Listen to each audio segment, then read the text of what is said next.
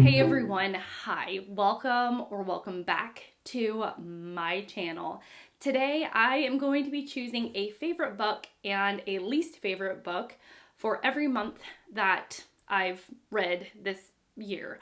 So, wow, that didn't come out as eloquently as I had it in my head, but that's okay. We're just gonna go with it. So I'm going to be looking at the month, all the books I read per month, and choosing a favorite book and a least favorite book all the way through the month of September, since we are currently still in October. And I'm excited to do that. If you're new to my channel, then hi, I'm Shelly. I really like books and reading, and I would really encourage you to subscribe if you like the vibe. Give this video a thumbs up, and without any further rambling on, let's go ahead and get into the meat of this video. Credit where credit is due. This whole idea came from a video that Emily Fox did. She did a very similar concept, and what I like that she had said, and I'll relay to you, which is true for me, is that some months you're gonna get different than like the end of the year favorites, because the month by month favorites means that I'm choosing books that maybe weren't the highest highs, but they were the highest ranked in my estimation for that month, but maybe it won't actually end up at the end of the year kind of stats and or the end of the year favorites. So I think that's a really interesting concept, and kind of it's a good way also just to check in at this 2/3 of the way year kind of mark to see how my year has gone and to reflect as well, which is always tons of fun. Now, she didn't include her least favorites, but I was like, as I was putting my slides together, I was like, there is like a least favorite in every single month. January is interesting because I read 6 books and 2 of them were rereads. They are the only rereads that I've reread this year, and they're 2 favorites. I love Jane Eyre by Charlotte Bronte, and I love Helen Hamp's 84 Charing Cross Road. If we exclude rereads, which I think I should because I reread them because they are favorites, in terms of new favorites, I only have 4 books to choose from. And I really enjoyed After the Romanovs by Helen Rappaport, which is a nonfiction book talking about the Belle Epoque era in Paris and talking about Russian exiles during the Belle Epoque era and then following those exiles for about 100 years through the 1900s. And it was really interesting. It was really fascinating the way that Russians and Russian exiles made their home in Paris and made just places that were very Russian feeling, that celebrated Russian culture in France at the time, and the way that their lives kind of unfolded. The Belle Epoque era is really an awesome time to read about. It is in vast wealth, lots of art, lots of experimentation going on. So the beginning of the book was super strong and I was super sucked in, and she kept that really lively, super fascinating writing style throughout. Just a great book. Especially if you're interested in like Russian culture, Russian life. This is like a fantastic, like easy to get into book to start with. And my least favorite is going to be The Fraud by Zadie Smith. Oh boy, I did not like that book. I don't know. It is about, I think her name, the Touche was her name. I think that was her name. Anyways, it's about a woman. It's a Victorian-esque book. It's set during Victorian times, historical fiction that was only published a year or so ago. And this woman who is sort of playing like not housemaid, but housekeeper, that's probably the right word, housekeeper for a family, her brother's family, gets really interested in a trial that has to do with fraudulence and that has to do with fraudulence. To me, it just was really weirdly structured, and it's like such a glaring structural error or oddity that even people who like the book talk about the structure being weird. And for me, it didn't work at all. So I did not like that book. It made me feel like I was stuck in its pages, that I was trapped in its pages, and I had nowhere to go. So let's move on to February. Ooh, February is a strong month. So my favorite read was definitely In Memoriam by Alice Wynne. Alice Wynne's book is about 2 characters, Elwood and Gaunt, and they they go to school together, and then for their own reasons, they sign up to serve in the British military during World War I. And their lives, it talks about their experiences, but they're also in love with each other. And it is so wonderful. It's tense and dramatic, and there are some really fantastic like battle scenes, like scenes on the fighting grounds. Oh, it was so good, and it really lasted in my memory. I can't believe I remember Elwood and Gaunt. I did not even look up their names, and I remember them. My least favorite was probably my most disappointing, and it was actually The Bell Jar by Sylvia Plath. I thought it as like a historical book. It was really interesting because the main character, like Plath herself, the main character Esther in the novel had some mental health issues, and the way that the 1960s dealt with women who had mental health issues, severe depression, and so on, that it was interesting to see how society had dealt with people who struggled in this way. But beyond that, it didn't make a very cohesive novel for me. It didn't really come together. And so actually it would probably be like the most disappointing, because I had wanted to read this for years. And then I finally did, and I was like, huh, that's what it was all about. So in March, I finished 10 books, and I know what happened. I started a bunch of them kind of at that interim period of the end of February, like transitioning into the beginning of March. And then I just was like, boom, boom, boom. And I finished all of them. Funnily is that there's not like a favorite that stands out. So of the 10 that I read, I think that Burial Rites is probably my favorite. And that's by Hannah Kent. It's actually her debut work. And it is about the main character. I believe her name was Agnes. And we're in Iceland, I believe. And she is a convicted murderer, and she is waiting for her execution date. And then through that interim period where she's waiting with, and because it's several hundred years ago, she's waiting with a family. She's living with a family. Obviously, under like house arrest, there's people watching her, making sure that she doesn't do anything. She doesn't try and escape. But while she's under this, like, again, house arrest period, the story of what happened and the story of this murder comes out. And it was really good, really satisfying. It is such a dark book, but it matches the subject matter and the themes so well. It was really a standout read. Now, my least favorite book in this was Victor Laval's Lone Women. That book to me was the weirdest, most incoherent, odd book that I have ever read. Plot holes left, right, and everywhere. It was terrible. I could not stand this book. It was like, I think it was like, we're gonna just try and be off the rails and edgy and not fun, but like horror-esque. And there was just, to me, like gaping holes in the book that I was like, what? what is this? It was awful, and it still stands out as one of my worst reads of this year so far. I slowed things back down in April, and I had 6 books that I read. And what's interesting is that there's like 2 that stand out in terms of favorites, but the one I'm going to choose is The Last Samurai by Helen DeWitt, which is about a young boy growing up named Ludo, who is an absolute genius, being raised by a single mother. And the question, like the themes of what makes a genius, and how do geniuses approach life and get through life, being someone who's such an outlier of society intellectually, and what would it be like to raise somebody who's a genius? And then also like the theme of fatherhood and what makes a father and what makes a father figure is also like broiling right underneath the surface of this whole novel. And sometimes it's like very on top of the surface. It is like the main thing that is being talked about. And it was such a really fascinating, wonderful, unique reading experience. I remember there were times where I was like, I don't know how this scene is going to tie into the novel, but I am enjoying what I'm reading. And so clearly in the hands of a talented writer, someone who's super smart.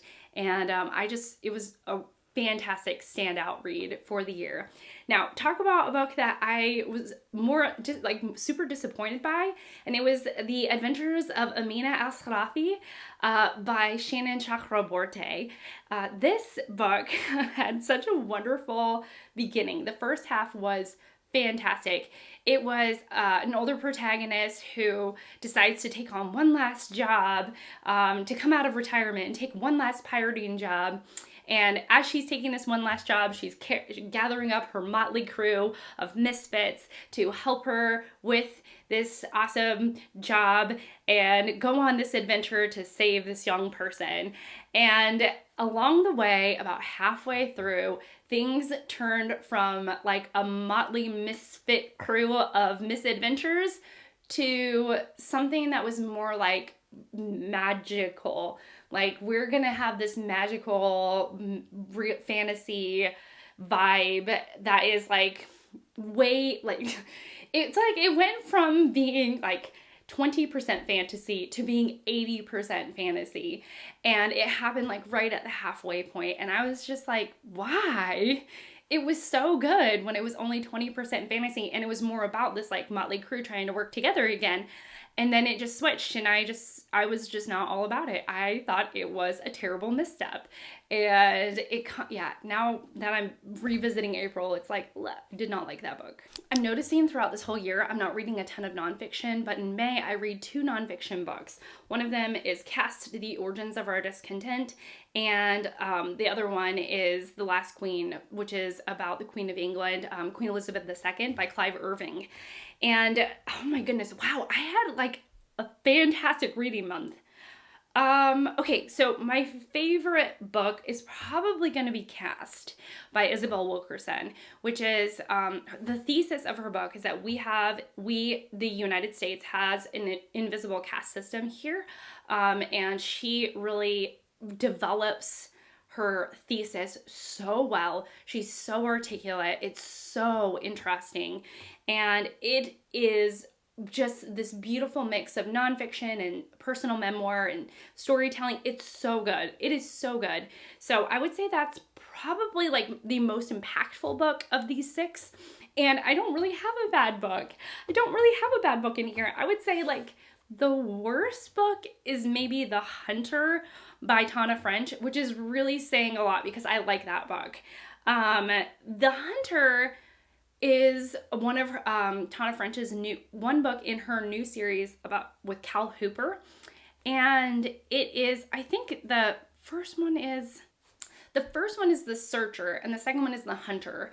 And it's good. It's Tana French doing exactly what Tana French does, which is like a very atmospheric, very moody book that focuses in on a couple of main characters. She does a great job developing her characters, does a great job like slowly building the mystery up to something. But since this is a booktube, and I think what will be a longer series, I don't think it's her best work.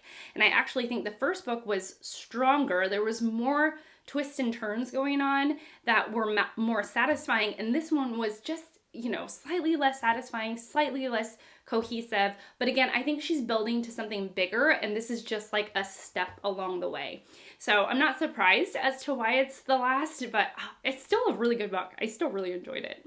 So I finished 10 books in June, and this, unlike the March thing that happened where I started a bunch of them in February and finished them in March, in June I really read 10 books because I was out of school and I had all this energy, and I just like focused on my reading. And of these books, which is so hard because it was such a strong reading month, I ran a historical fiction event during this month, and I was just eating this whole like genre up, the historical fiction genre, and I was just picking good books. But I do have a favorite and I do have a non-favorite. I think my favorite is going to be The Dutch House by Anne Patchett. It has stuck with me. It is so good. I still want to reread it. Maybe I'll reread it in December just to like solidify that it is a favorite. But it is essentially about young, two kids, a brother and sister, who grow up. They are born and are raised by a father who was affected by World War II, I believe, but they're not affected, and they're in the US, and they have this connection to this house. And the house ends up sort of changing hands, and they end up staying connected with this house in this very particular way. But really, that's not what stands out. What stands out is the relationship between this brother and sister, and this feeling, well, one, the dialogue is great. You really feel like they care about each other, and it feels tangibly real. Like, these two characters are wonderfully and amazingly real. But then the other thing is just like the way they cared about each other was so wonderful. And then you follow them through, you know, a portion of their lives, and it was so good. And as somebody I have siblings, and I love my siblings, it was just such a beautiful homage to a lovely sibling relationship. And the way that, you know, you grow closer in certain years of your life for certain circumstances, and then perhaps you drift apart for a little while under certain circumstances, and it is just wonderful. It was just a wonderful, wonderful book. My least favorite, unfortunately, is When We Lost Our Heads by Heather O'Neill.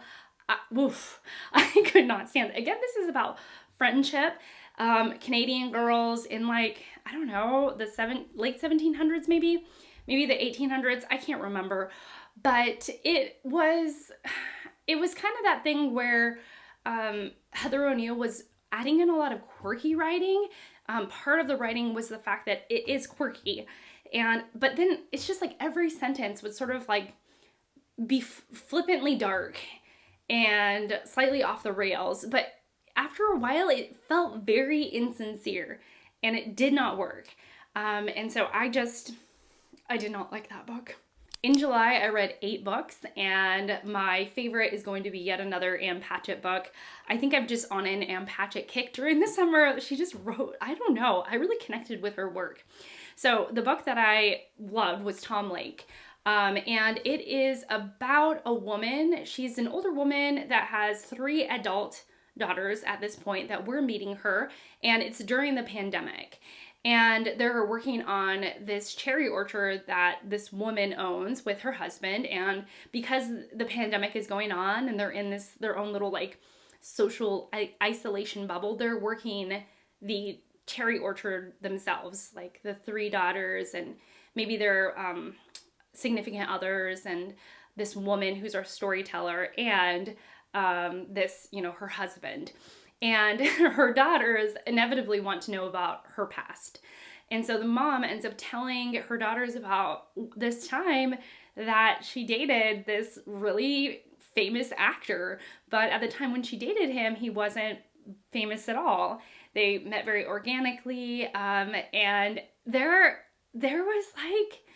it was so nostalgic. The theme of nostalgia was so wonderful in this novel. And it was so weird because as somebody who lived through the pandemic and had my own pandemic experience, even though she's like the present time period is during the pandemic, it did have this nostalgic feel, because now that we're outside of that, you know, the year 2020 and that sort of strict lockdown, going back to that frame of mind was really interesting. And the way that she described it as sort of long, slow days where you do have all this time to tell a loved one a very, very long story. And she tells her daughter this story over the course of several days, and it just is so good. It was so good.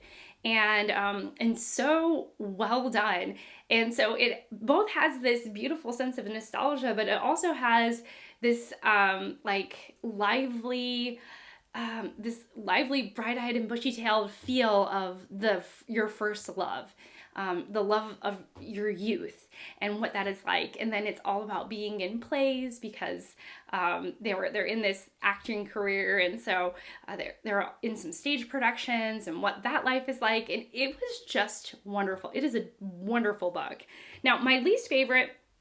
Actually, it's hard because there isn't one that stood out as like, I didn't like it. But one of my least favorites was Fatherland by Robert Harris. And Fatherland is probably my least favorite just because it didn't connect with me very well. It is essentially a murder mystery, but set in a time, the time in question is what if what if the Germans won World War II? And so we're in that world, and from there, it's exploring that question of what if, this scenario of what if the Germans won World War II, what would our life be like? And in that, embedded in all of that is a murder mystery that you're trying to figure out, like a whodunit, kind of whodunit, but really the murder mystery is a way to grab the reader's attention, and then what keeps you sucked in is the fascinating concept of this, central question of what if the Germans won World War II.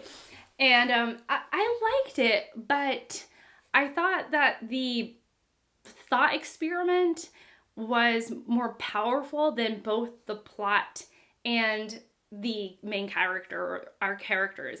I didn't really care about the characters, and the plot ended up being kind of like not very important. It ended up being about that central premise more. And, I think as a reader, the type of reader I am, I want to see it evolve out of that central premise and into something that is more character focused or more plot driven even. And just having that main premise be our driving force, it didn't quite work for me. August was another strong reading month. It's definitely influenced by the Booker. I read 7 books, but my favorite for sure was The Amazing Adventures of Cavalier and Clay by Michael Chabon. And this is about 2 cousins. It's set during World War II. It is not a World War II book, though. I would not classify it as that. However, we're in the U.S. during this time, and the U.S. is definitely influenced by and impacted by World War II. And so you feel the impacts of the war, but it's not about the war. It is about 2 cousins taking on the comic book industry, and it is so, so good. It is so good. Even if you don't care about comics, which I don't. I loved it so much. It's still, wow, it is a fantastic book, worth every page. I loved it. I was like in love with that book. My camera stopped recording, so every time I ended up picking up this book, I just loved it. Now, my least favorite book is probably maybe The Safe Keep by Yael van der Woeten. It was a fine book. It was a book. It is about an unlikable protagonist who takes on her brother's girlfriend as a house guest for a little while, and she's paranoid that her house guest is stealing her things. And so you wonder, is our protagonist a little kooky, or is this actually happening? There's a turn in the book that I thought was really good, but overall, I thought it was kind of a thin, watery, a thin and watery book. I want like a meaty, juicy, wonderful, sink your teeth into kind of book, and it was the absolute opposite of that, according to me. All right, September, we're back to my usual 6 books, 6 reads. That seems to be my average, except for when random things happen, like the summer, where I have a bit more time. But anyways, my favorite book was The Heart's Invisible Furies by John Boyne. This is about a young man, Cyril, who is gay, growing up in Ireland during the 1900s. I think like 1940s is when he's born. And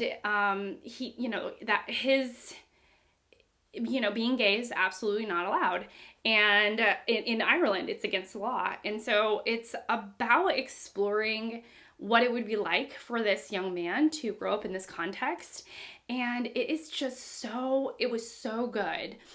He's got a best friend. His best friend is like the opposite of him. Cyril is like a calm, composed young man. He is quiet and really reserved and thoughtful. And then his best friend Julian is one of those larger than life characters that everybody loves. He's magnanimous. Everybody wants to be around him. And for a while, for a good portion of the book, it's them two and their dynamic. And then, things evolve and change, and it is just so good. It's such a good book. And I just really loved it. It's funny at times. I thought it worked tremendously well. Things came together. The ending was very satisfying. I just loved the whole thing. Now, my least favorite book is, I don't know, it's probably Tomorrow and Tomorrow and Tomorrow by Gabrielle Zevin. for this month. I didn't like it. Mostly, I didn't like Sadie, the main female character. I thought she was wretched. There was like nothing likable about her. I liked it. So Tomorrow is about Sam and Sadie, who kind of like Michael Chabon's book, but done not even in the same stratosphere as Michael Chabon. It is about two friends who take on the video game industry. And it's about them creating games together and having some success. But the friendship was so wretched. Like, it was not good. And I ended up really disliking the main female character. She was awful, like just an awful person. And the whole video game thing, like, I grew up with those games and it was very nostalgic in some ways, but in other ways I was just like, this doesn't add anything to the story. Like, it doesn't at all. And then some of the things that happened, I just had to roll my eyes at because it was so convenient. It was like, really that's happening now? And then it was just like massive eye roll. And yeah, it just wasn't for me. Wasn't my kind of book. But I'm not trying to yuck someone's yum at all. And it was a vibe. Anyways, I'm gonna go. That's it from me. Those are all of my favorite and least favorite books for the month. That's kind of crazy. And it's been really interesting to see like what months I had some fantastic reads and what months were really kind of like not great. And maybe I'll do a little more like analyzing and theorizing and kind of maybe come up with a plan based on how my reading months went this year, do a plan for next year, and see how I can kind of maybe engineer my year to have a better reading year. But we'll see. That's me rambling now, so I'm gonna go. Thank you so much for watching. Thank you so much for being here, and I will see you all in my next one. Bye!